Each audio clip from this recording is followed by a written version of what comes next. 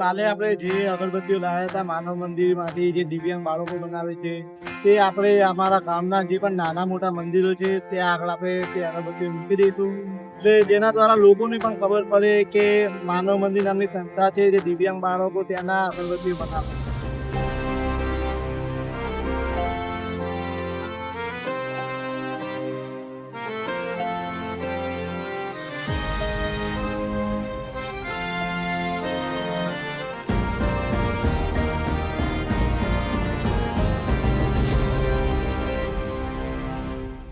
खमारे खमारे रणु जाना राम देवजी.